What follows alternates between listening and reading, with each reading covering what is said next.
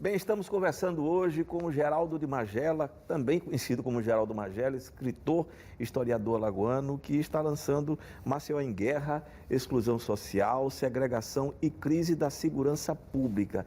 E talvez mais do que nunca, enfim, o título desse livro seja atual. O que é essa violência hoje em Maceió, na sua opinião?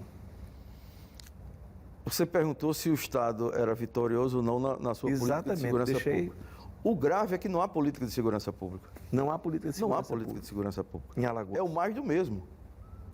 Polícia na rua e combate, daí o nome Maceió em Guerra, porque constantemente todas as expressões usadas nas ações policiais são expressões usadas nas guerras.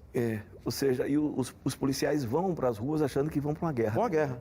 Porque você está com toda essa formação e mais ainda nesses últimos anos... Essa é a linguagem do senso comum, né? Sim.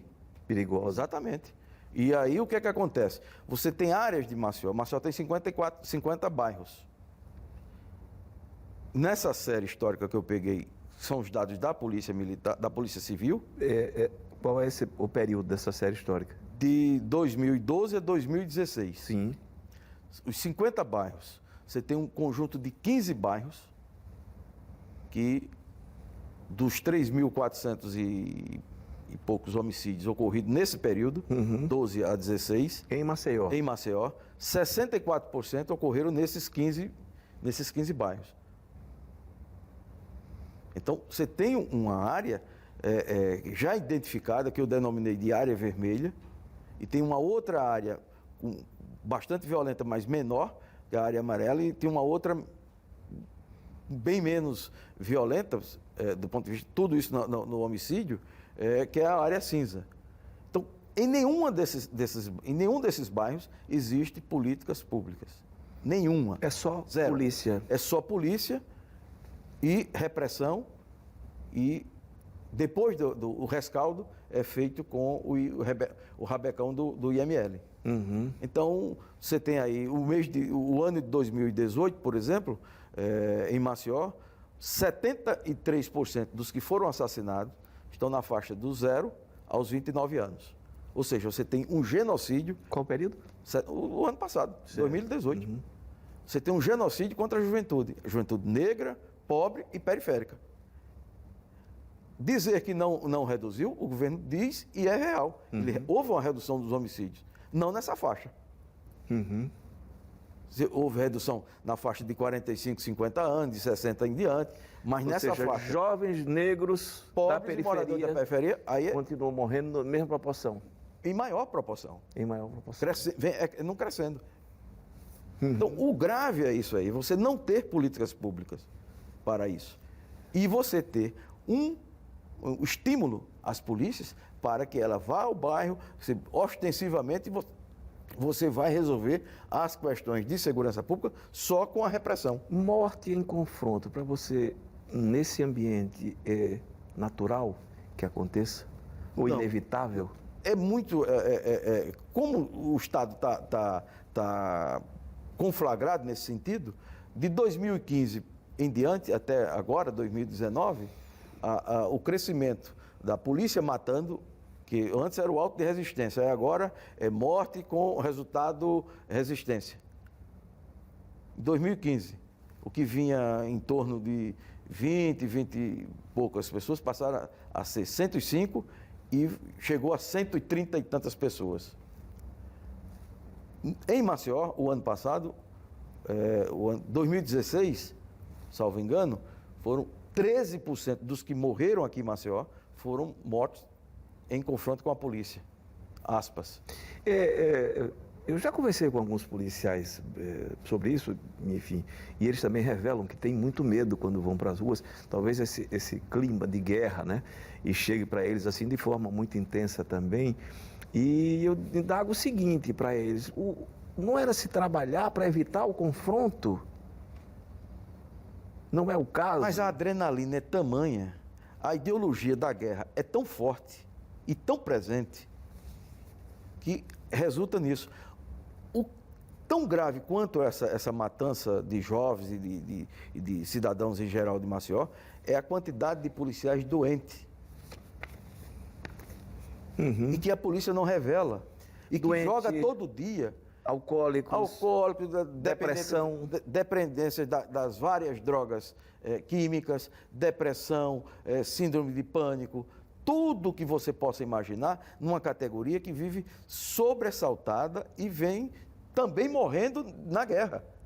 Tem aumentado o número de policiais alvo na tal guerra. Então, como não há políticas públicas para a população, nem para os trabalhadores da área da segurança, você está com um barco praticamente à deriva nesse sentido. Você tem policiais doentes que vão trabalhar.